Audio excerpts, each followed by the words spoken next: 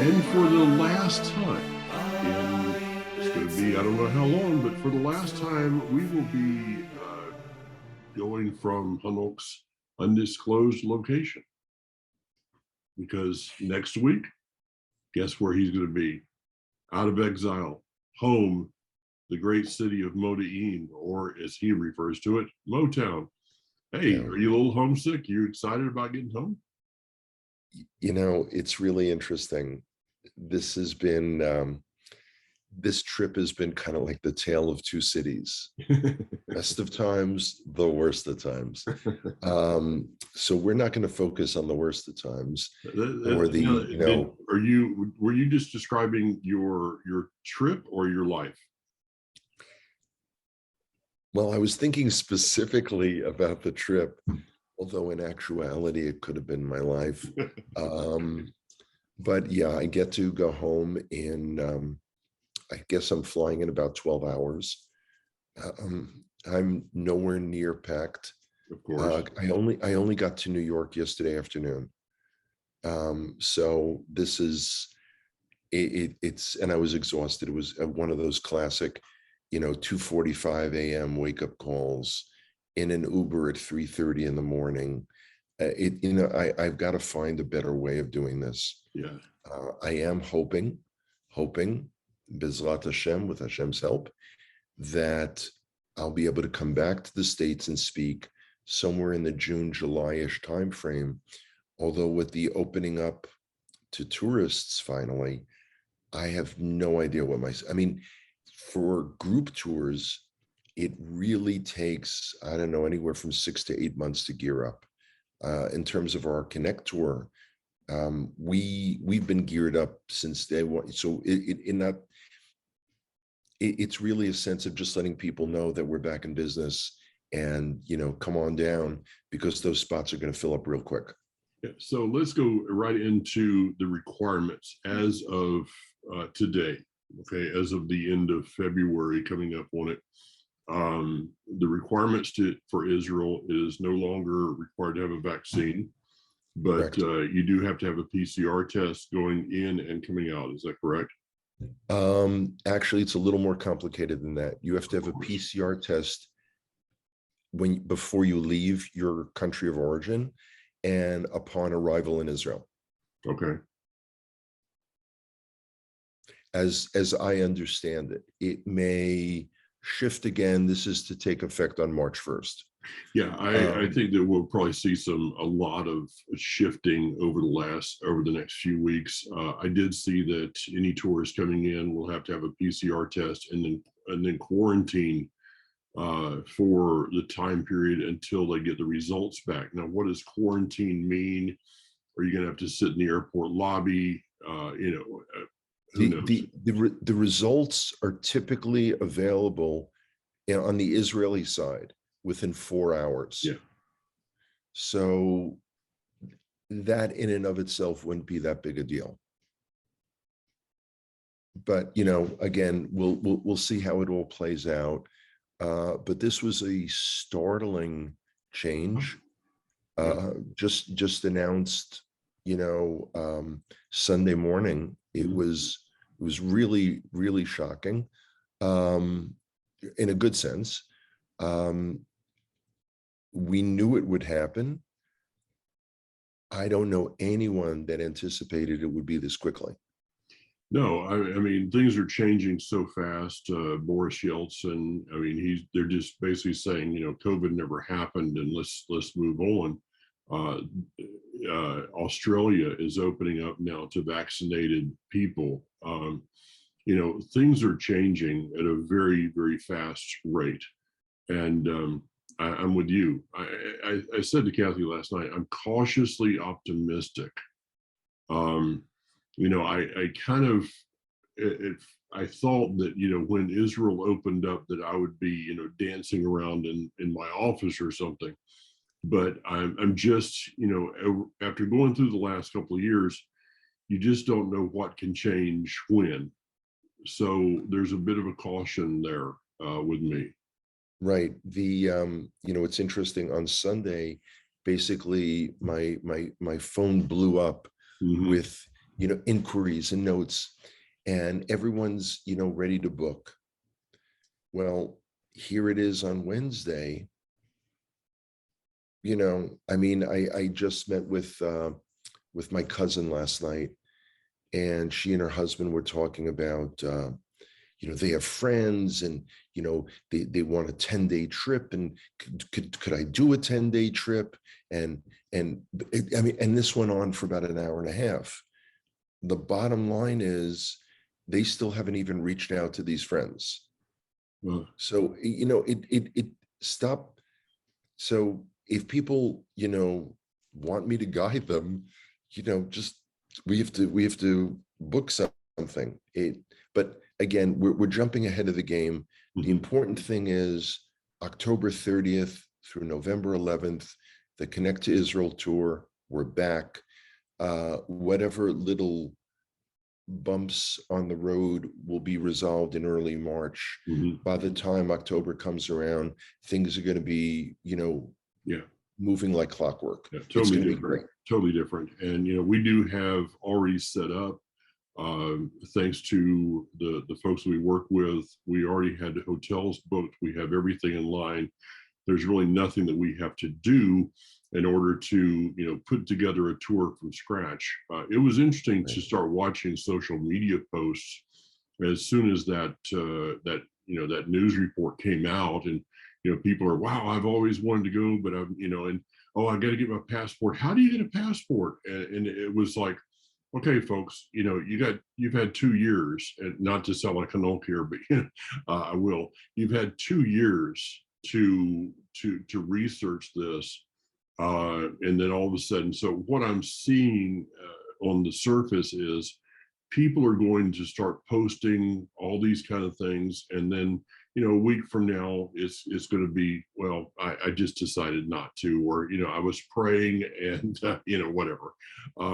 But for those that want to be a part of this one, we have that I know of right now, I think we have about 15, 16, somewhere in that area, people that are in the process of booking their tour with Connect to Israel.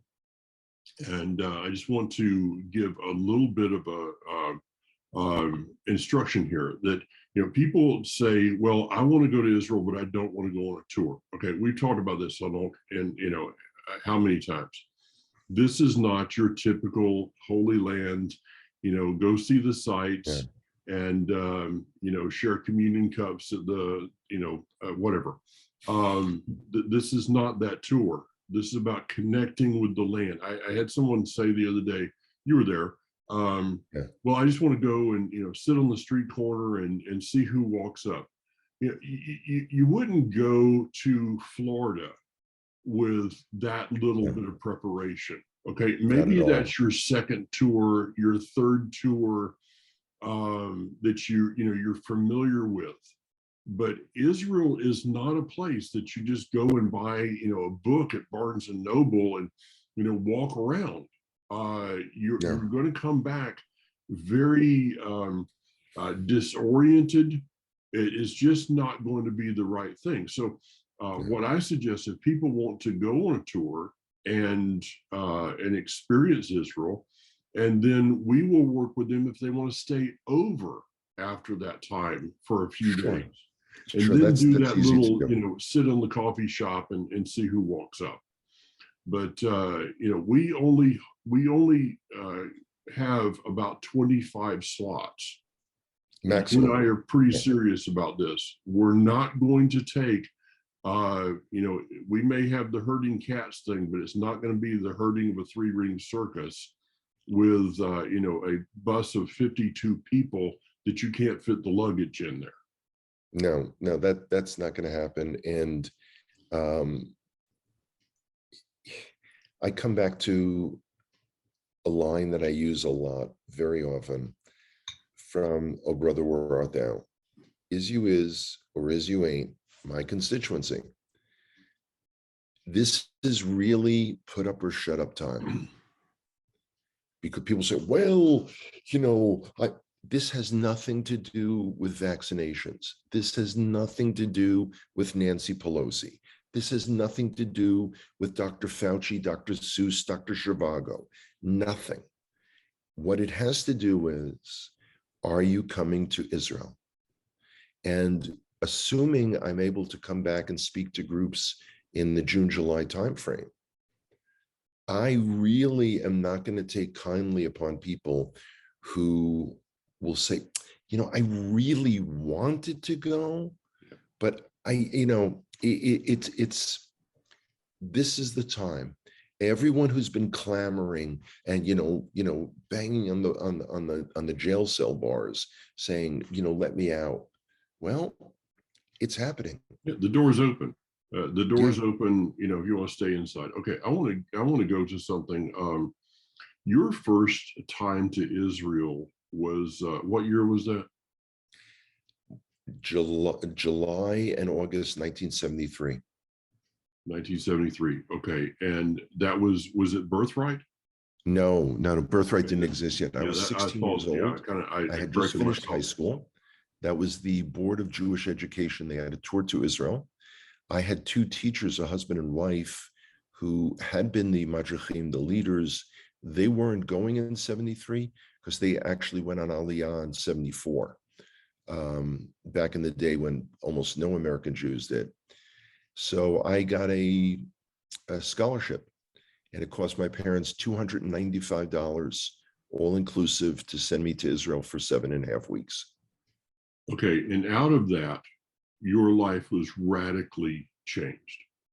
Although it wasn't readily apparent the day I returned, but yeah, it did. It absolutely changed my entire life. And this turned into, today we have Modern Birthright Israel, which is scholarship programs to send young people over there. Basically for them, it's turned into a week-long party.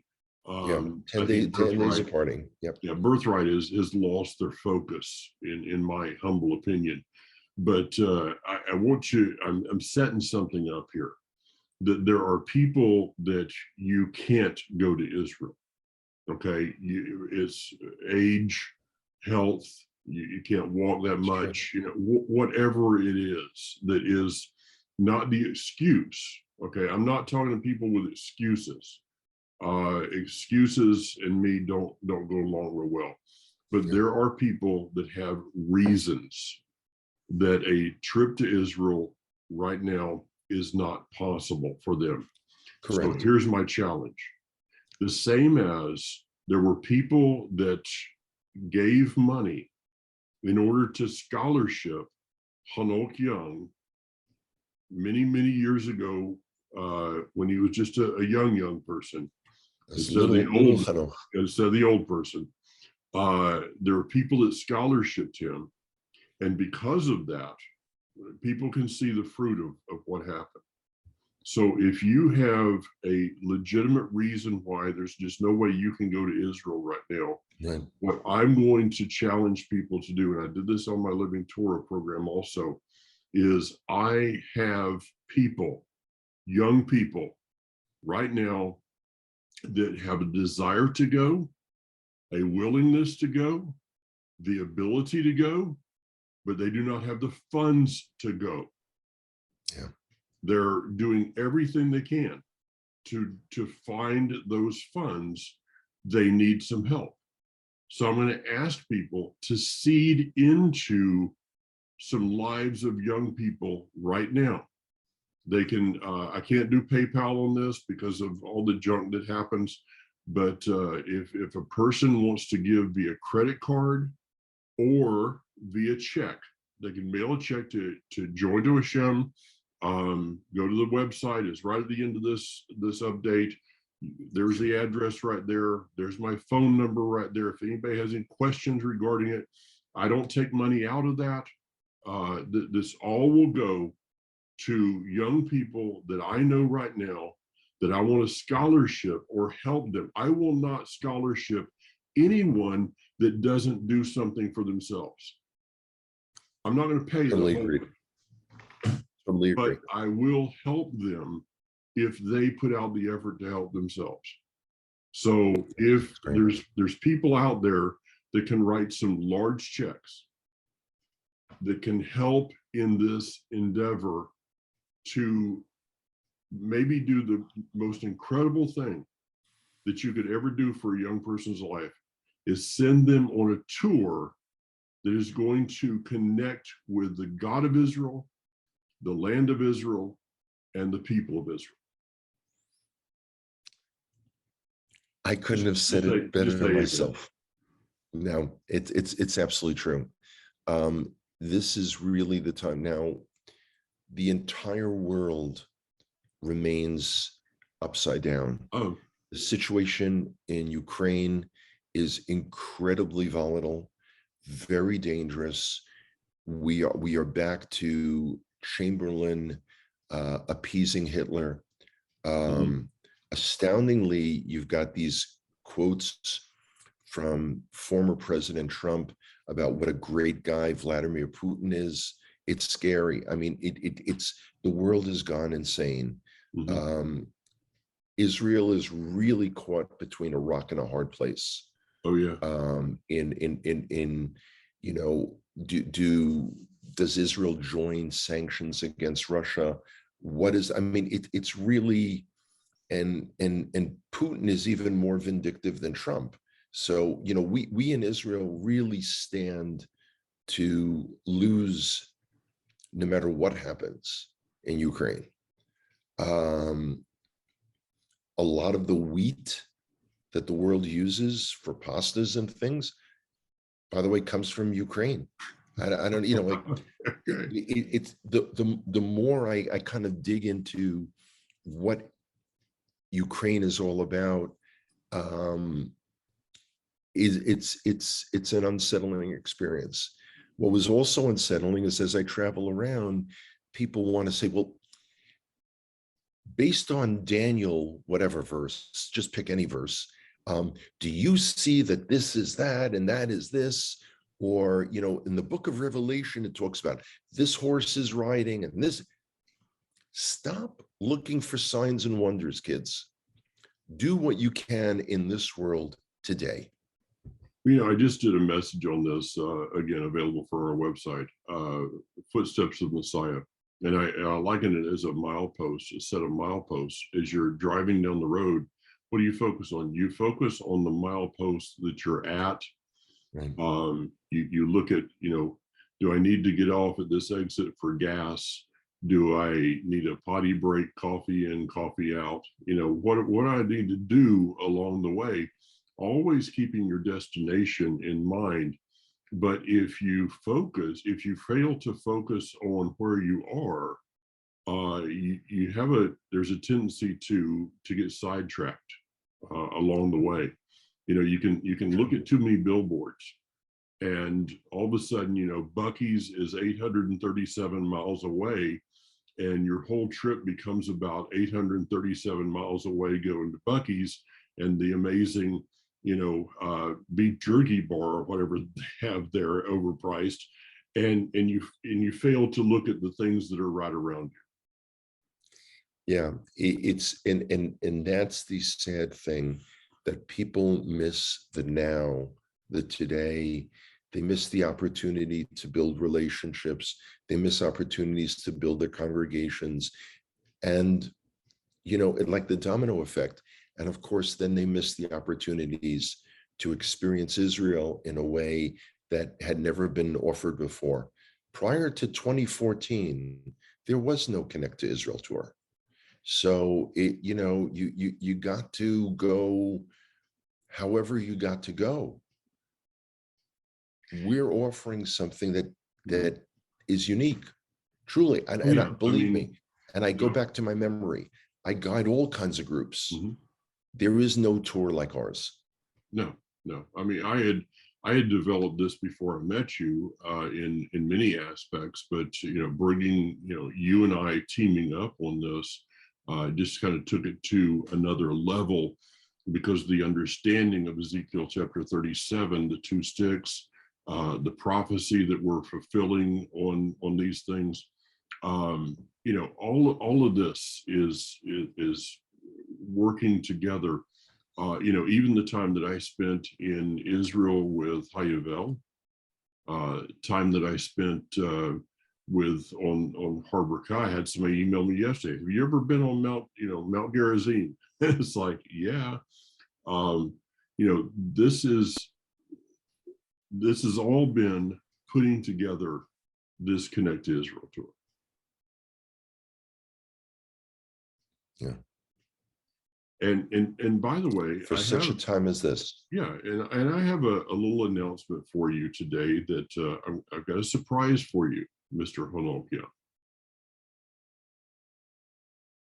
Yes, be afraid. Okay. Be very afraid. I'll lean in closely for this one. Okay, so to the best of my recollection, tomorrow, February 24th, as you will be going back to Modi'in and be there for this, it will be our anniversary of meeting.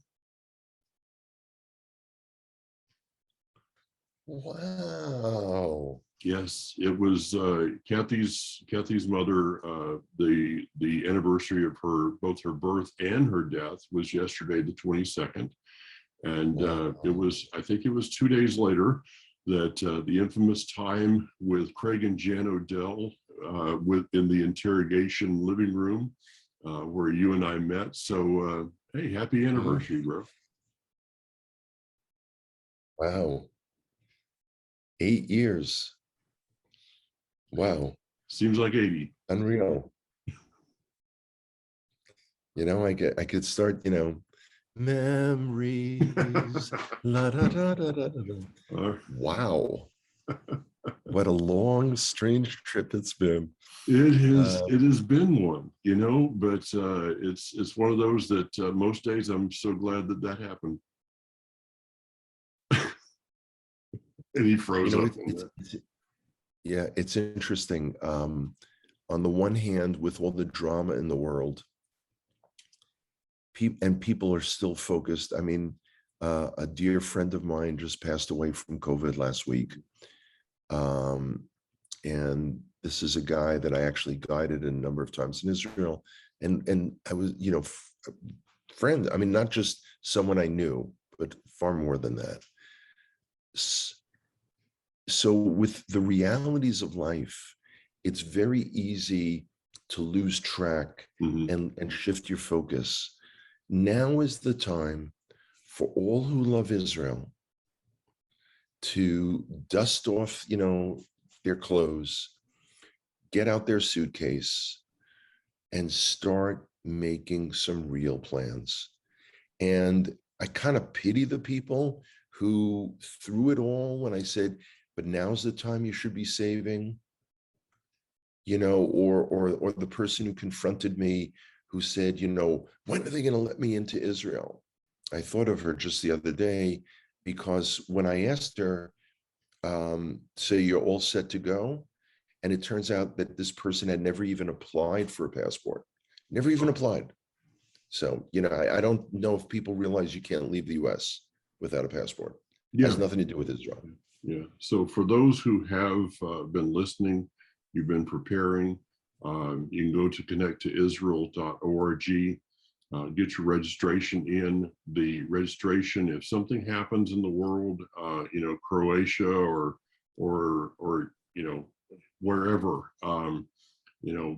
Ukraine, Russia, that deposit, if you get to the end and, well, I just have changed my mind, I don't want to go, there is a penalty there because we have to reserve these hotels. We have to pay up front. Yeah. And this is not like, my choice hotel app to where as long as it's before 4 o'clock in the evening, you can cancel. It doesn't work like that in Israel. And so we have a lot that has to go into this financially. If there is something out of your control, this on our end, Israel for some reason shuts down, whatever happens, war, rumors of war, whatever, that deposit is fully refundable. If you just change your mind, there is a penalty, and that's the way it should be. But the first 25, and you and I are in charge of who those 25 are.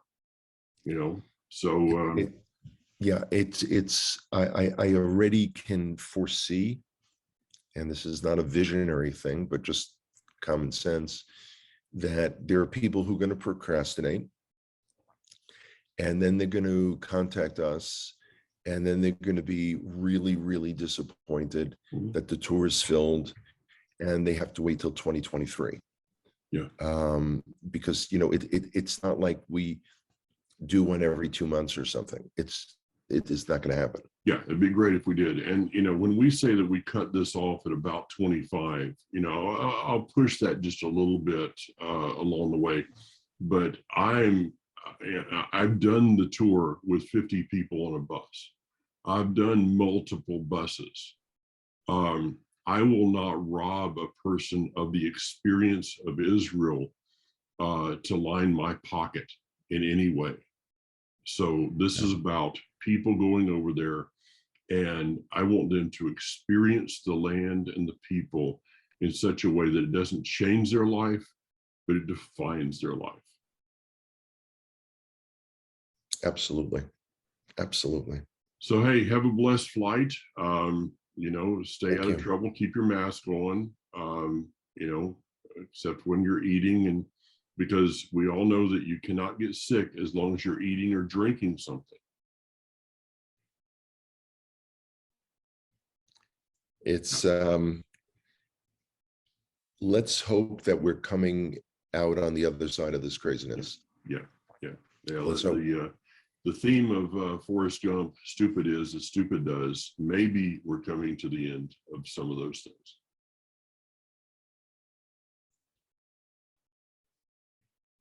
Well, listen, it's been a long time since we've been able to do an Israel update and promote the Connect to Israel tour.